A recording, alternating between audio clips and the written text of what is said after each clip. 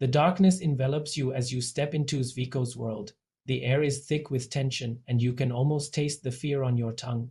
Brace yourself, for this is no ordinary tale. This is the horrifying reality of an African woman's struggle in the Middle East. Zviko's eyes dart nervously as she recounts her nightmarish experience. Her voice trembles, barely above a whisper, as if the very walls might betray her secrets. I thought I was chasing a dream, she begins, but I walked straight into a living hell. The camera zooms in on her trembling hands, scarred and calloused from endless hours of grueling labor.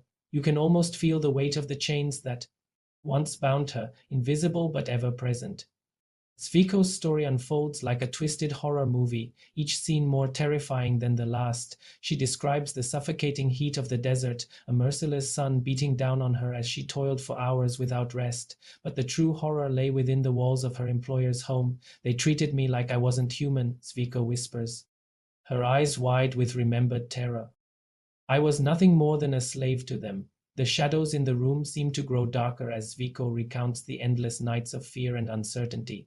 You can almost hear the echoes of her muffled sobs, the sound of a spirit being slowly crushed. She speaks of hunger, of isolation, of the constant threat of violence that hung over her, like a guillotine. Your heart races as Zviko describes her failed attempts to escape. The camera pans to show the scars on her ankles, a chilling reminder of the price she paid for her desperation. They caught me, she says, her voice breaking, and then, the room grows cold as Zviko falls silent, lost in the horrors of her memories.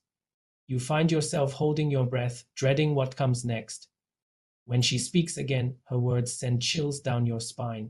They made an example of me, she says, her eyes haunted, to ensure the others wouldn't try to run.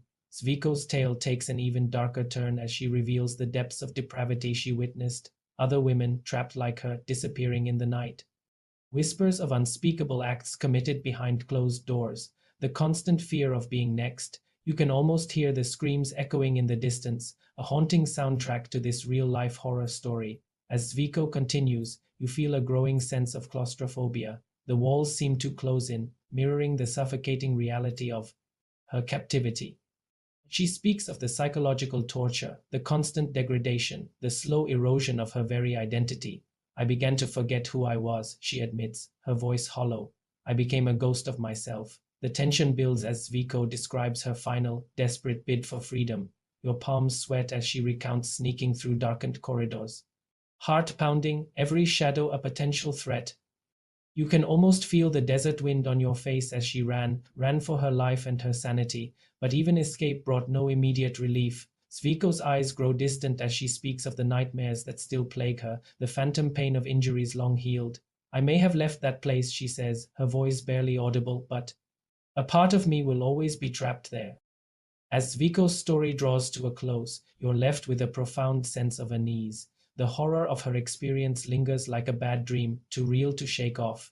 You realize that for countless women like Zviko, the nightmare continues. The camera pulls back, revealing Zviko sitting alone in a dimly lit room. Her eyes meet the lens, and in that moment you feel the full weight of her trauma. I survived, she says, her voice gaining strength. But how many others are still living this horror? The screen fades to black, but Zviko's haunting gaze remains burned into your memory. As the credits roll, you're left with a chilling realization. Sometimes the most terrifying stories are the ones that are all too real.